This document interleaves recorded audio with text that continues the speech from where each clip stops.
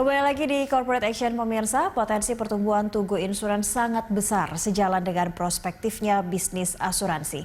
Kita akan membahas prospek bisnis dan saham PT Asuransi Tugu Pratama Indonesia (TBK) bersama Kepala Riset Samuel Segoritas Surya Dharma. Selamat pagi Pak Surya. Pagi. Iya, kalau kita melihat terkait saham-saham asuransi ataupun dari sejumlah asuransi di tahun kemarin dan 2019 dan di awal 2020 ini juga nampaknya asuransi agak banyak pelaku pasar mungkin agak ragu-ragu untuk menyasar asuransi. Tapi kalau melihat dari Tugu Insurance sendiri justru sebaliknya berhasil mencetak laba dan kinerja keuangan yang kinclong di tahun lalu. Anda melihatnya seperti apa? Ya. Apakah asuransi ini masih prospektif untuk disasar begitu oleh para pelaku pasar? Tugu sih bagus ya, karena mereka sebetulnya kan anak perusahaannya Pertamina ya. Oke. Jadi captive marketnya juga besar, satu kan itu. Kemudian mereka juga ada korporasi lain juga mungkin ada ya. Dan sebetulnya yang menarik kan sekarang mereka itu masuk ke retail sekarang ya. Jadi ada salah satunya tuh saya lupa namanya itu yang bisa kalau kita mendownload apps-nya ya di handphone gitu ya. Ya. Kita bisa tahu pola mengemudi dari si orang itu. Jadi insurannya itu preminya itu tergantung dari bagaimana cara orang itu mengemudi gitu ya. Itu sih menarik sekali. Saya pernah lihat sih itu apps-nya ya. Jadi sebetulnya sekarang itu memang Tugu ini kan selain ada captive market yang udah cukup besar ya dari Pertamina, tapi juga mereka menyasar juga yang retail ya. Dan itu saya lihat sih prospeknya sangat bagus ya. Kan saat ini kan retail mereka mungkin belum terlalu besar ya, tapi kedepannya saya lihat tambah meningkat terus ya, growth-nya paling tinggi malah di situ ya. Apakah ini juga faktor Tugu memang salah satu bisnis asuransi di bawah BUMN, karena itu dia juga kinerjanya juga terpantau dengan baik, atau ada faktor lain begitu Pak Surya yang membuat Tugu Insurance ini memiliki laba dan kinerja yang baik di tahun lalu dan nampaknya prospeknya juga masih baik untuk tahun ini? Di bawah BUMN kan nggak berarti pasti bagus kan. Tapi kalau Tugu ini kan memang kinerjanya kan kalau saya lihat kan cukup bagus. Apalagi tahun lalu ya itu bagus ya. Kalau tahun ini memang gross premi mungkin mereka naik ya. Tapi kebanyakan itu kan dari premi kebakaran ya.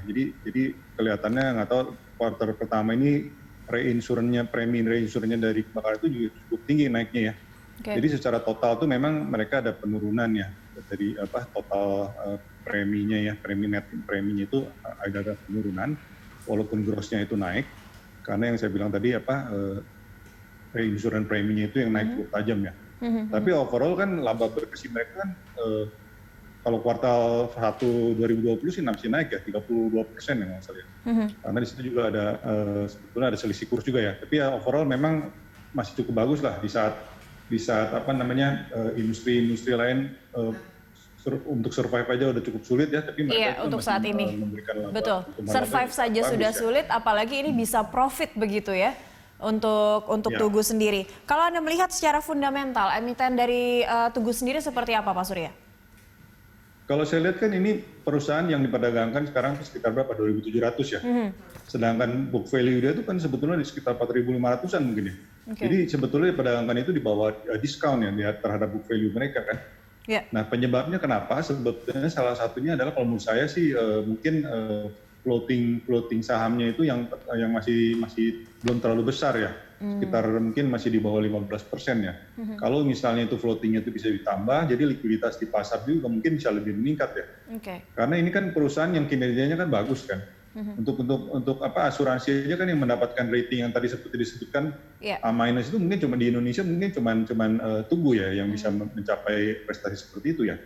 Jadi masalahnya bukan di kinerjanya kalau saya lihat ya, lebih kepada likuiditas di pasarnya kan. Bagaimana supaya saham yang prospeknya bagus dan kinerjanya juga bagus itu bisa lebih aktif diperdagangkan di bursa. Tapi kalau dilihat, kita melihat Tugu ini kinclong begitu di tahun lalu dan kondisinya sampai sekarang juga di saat semua sektor ini justru anjlok, Tugu justru malah bisa meraup keuntungan, bisa meraup laba. Kalau Anda sendiri melihat resiko bisnis yang juga tetap bisa dihadapi oleh Tugu Insurance ini apa saja Pak Surya? Ya salah satunya kan kalau bebannya ini kan pendapatan kan biasanya dari premi ya. Yeah. Tapi tentu saja kan bebannya itu ada kalau misalnya banyak yang mengklaim ya.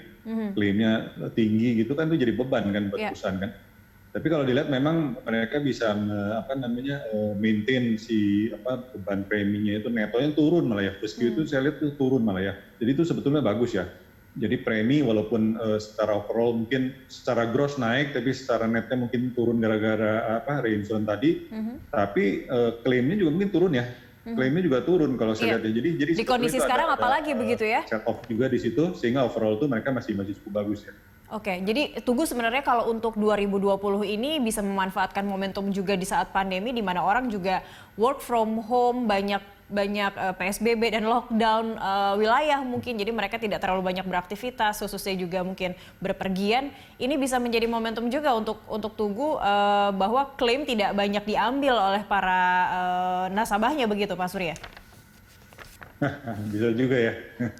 Tapi memang kalau saat ini sih memang sebetulnya yang menarik ini kan pola dari pemakai itu sekarang kan lebih kepada digital misalnya.